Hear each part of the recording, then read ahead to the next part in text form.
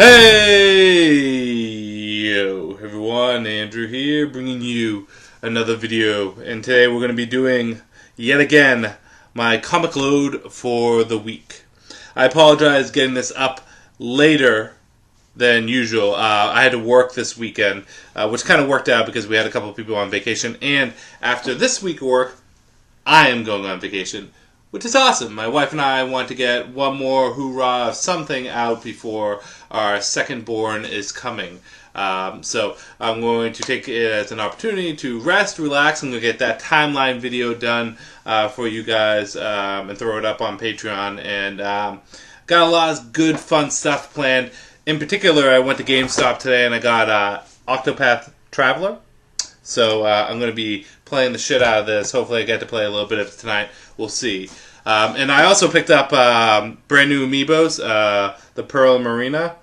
These I were really looking forward to. I don't care for Pearl, but Marina I like. I like the design of the character, and I love Splatoon. I think after I play Octopath, I'll go back and play some more Splatoon because I've been having an itch to play it. I've been playing a lot of Fortnite, and I've been going through Resident Evil Revelations 2 on the Switch. I'm trying to get caught up on Resident Evil because I haven't really been playing much since 6 came out. I haven't even played 7 yet, so yeah.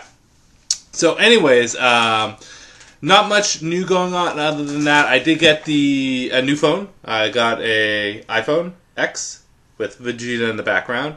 And yeah, just been preparing for the little one, my second born. I'm so excited for him. Super pumped. If I'm talking about him too much, I'm sorry. But kids are amazing, right? Once you have kids, like I was so hesitant to have kids when I was younger because I don't know, it's a lot of responsibility, among other things, right? But once you have kids, it's just amazing. It enhances your life completely, 100%. But yeah, that's about all. As always, I want to give a thank you, shout out to my $5 backers on Patreon. Gay Comic Book Geek Paul, Connor of OKayFabe, and Sammy from the Bat Brand. I really do appreciate it. Was checking on Patreon. I'm going to be posting up that timeline video soon, as well as some other stuff. Like I said, July is really when things start to get back in order with work. I have 2 people on vacation this week. I have a new employee coming in. Apparently, we'll see. I know nothing of this. This was kind of surprised to me, said to me on Friday, so the validity of it, who knows. But if we do get a new employee, that would be fantastic.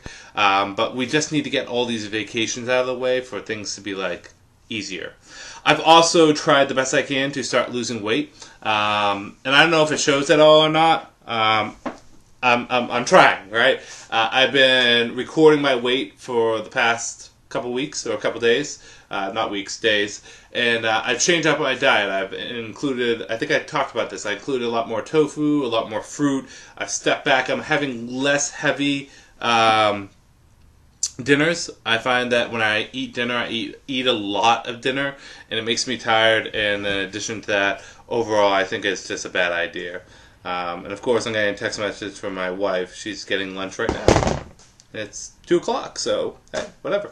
But yeah, I'm really trying to lose some weight. I'm going to be upfront and honest with you guys. When I was younger, and you guys probably remember when I was thinner, I was in really good shape. You know, I had, very muscular, and I had 6-pack, and I was in good shape, and I was around 200 pounds.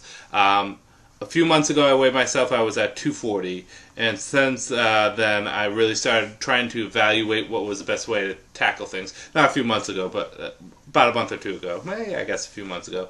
240 was heavy, right? I like to think a lot of it is muscle because I've bulked up a lot in recent years, but it's not the weight that I want. So my goal is to get back to 200, to lose 40 pounds. Over a span of time. I realize that it is a marathon, not a sprint. And so far I've consistently, I want to say in the past 2 weeks, brought my weight down about 5 pounds. I've been sitting at the 235. So my goal is going into this week, and I cheated a few times, so this week hopefully I can bring it down to 5 pounds. Hopefully. We'll see. So far this diet has been good, and it's given me more energy too. I feel more energetic, and I feel in karate I felt more, better than I've been in a while. So looking forward to that. So my goal is ultimately to slim down, right? Get the 6-pack back, and then hopefully get the muscles back, right? But we'll see. But hey, listen, you guys aren't here to talk to me about me. You're here for me to talk about comics. And let's talk about we always talk and bring a little bit of Batman in our life with Detective Comics 984. So this is continuing on the Outside story arc. This is the second part. And basically, the gist of this is Batman's bringing Black Lightning, one of my favorite outsiders, into the Bat family, so to speak, to help him out with his teammates. His younger generation superheroes who are having trouble coping with things. Because Black Lightning deals with children over time. He works at a school. And that kind of team building and dealing with the psychological and emotional baggage that these kids have being superheroes is necessary. While this is going on, a supervillain, sure, named Karma is going around and just is screwing up the whole entire Bat family. They have various different alien and mystical or supernatural technology. It's more alien than anything. A helmet that allows them to do some undefined abilities. This issue was better than the first one. I think the introduction and the dialogue with Jefferson Pierce with Black Lightning was incredibly well done with Bruce. The fight scenes were pretty good. And Karma being able to take on Cassandra Cain in hand-to-hand combat, that's kind of an eyebrow raiser. It makes him look more dangerous. So this did a good job at enhancing Karma as a, I think that's his name, Karma, as a villain, as well as great art and good storytelling. So overall, Detective Comics was good this week. Pick it up. Red Hood and the Outlaws, issue number 24. So basically, Red Hood is trying to get revenge for his father on Cobblepot. While this is going on, and Bizarro is slowly reverting back to his original state of being a lesser intelligent being, and then also Artemis is trying to help him out. Not going to dig too much into this. Something does happen with Red Hood that's going to prompt Batman to intervene. Overall, though, Red Hood and the Outlaws has been a solid comic since it relaunched with Rebirth. This issue is also, again, pretty good. I think the last issue was a little bit better, but this one is still fun and fantastic. The art is good, the writing is good, and Lobdell does a great job with these characters. Pick it up, of course, if you're interested in Jason.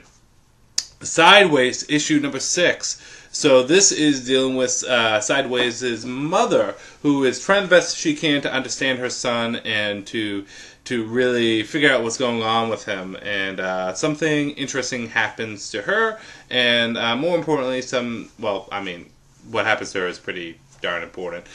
Also, something happens with Sideways and how he figures out his powers and how he's going to use them.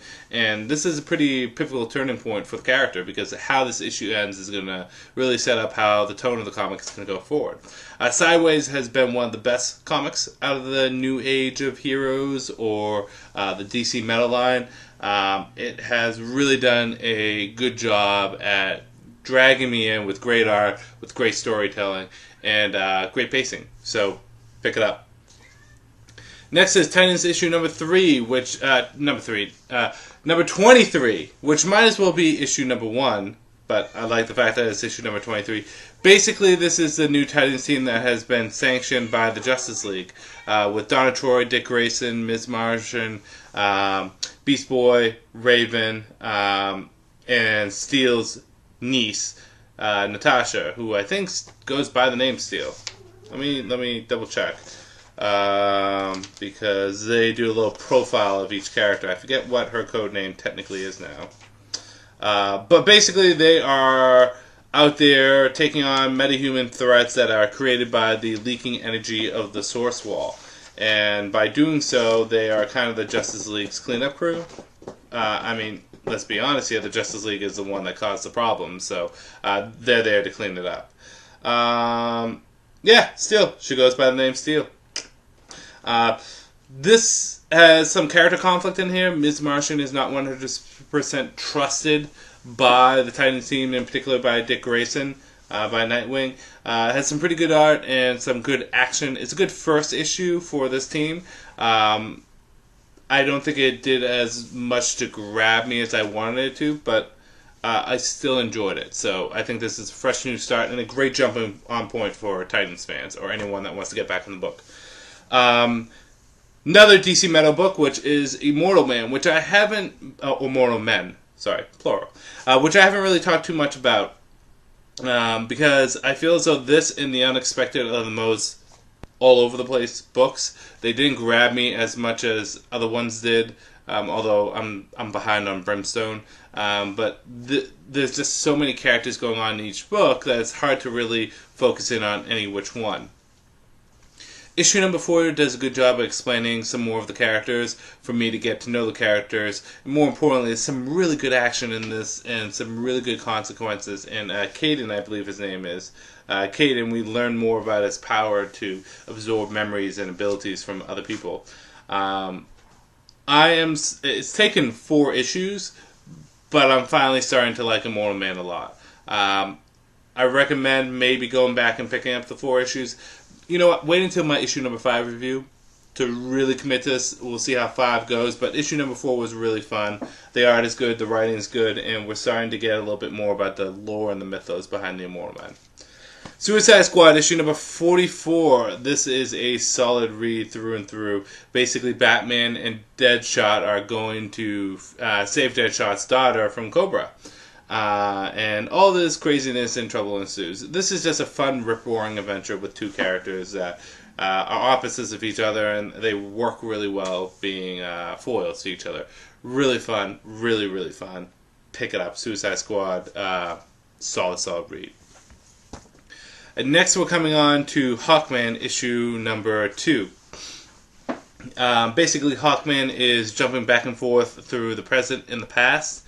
And he's really reliving a lot of his old memories, and he's trying to find out the secrets of his past and how it's tying to him right now.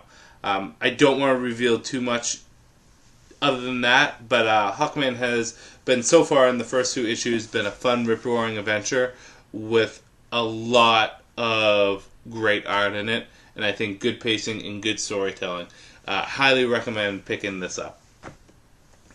Hal Jordan, the Green Lantern Corps, issue number 48.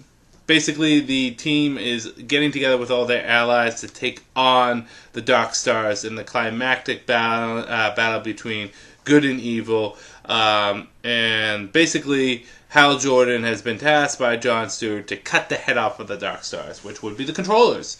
So the real question is will the Green Lanterns be able to hold back the Dark Stars long enough for Hal Jordan to take out the head of that snake?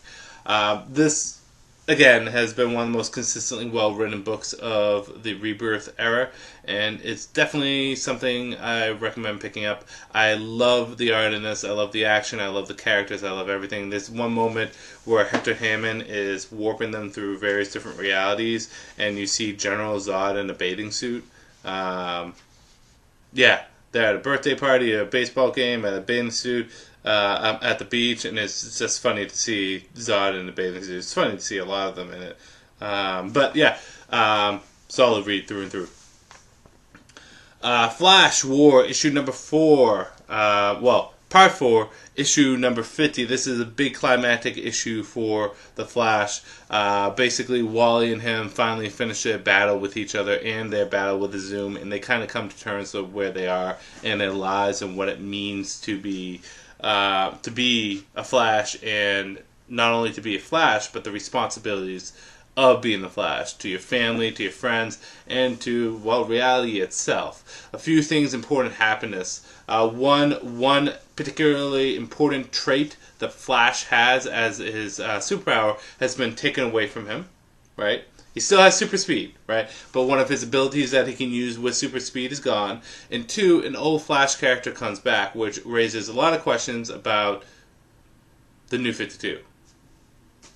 But this was a phenomenal issue. Flash has been really, really good through and through.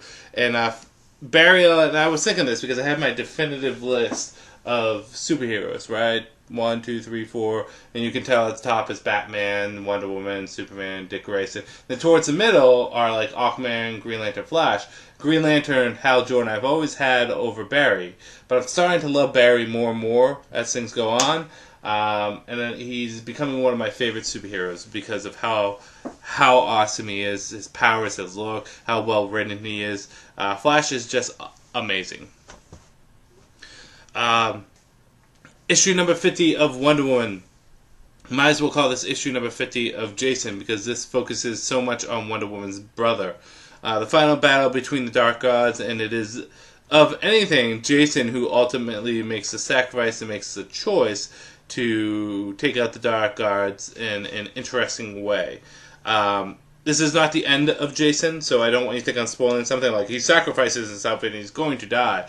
No, there's very much a chance for Jason to come back, but this is a finality to the story arc, to the character development, and also to James Robinson's run on Wonder Woman, who has been doing a fantastic job since taking over the book. So, like The Flash, this is a fantastic issue. And finally, we're finishing off with Superman issue number 1. This is Bendis' start of his ongoing series with Superman. And boy, he just loves taking things away from Superman consistently. Just likes beating him up. Don't know why, but hey, that's how it is. Some pretty fun stuff in this issue. The only thing that I don't like is he has a conversation with Martian Manhunter that feels a little out of place. I don't really like the tone that Martian Manhunter was coming up with. But other than that, I think this was a solid, good start for Superman going forward. And I think it's going to be the right step in the right direction.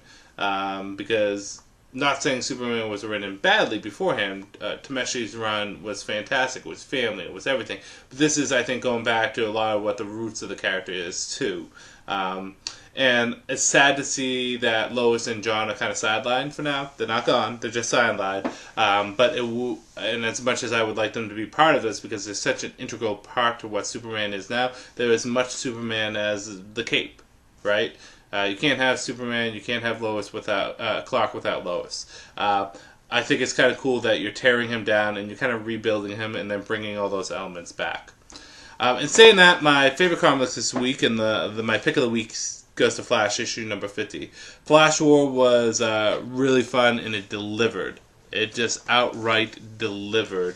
And that's what I loved about it. And the bringing back of new characters and tweaking of one of Flash's powers. I'm really interested to see where things go from here.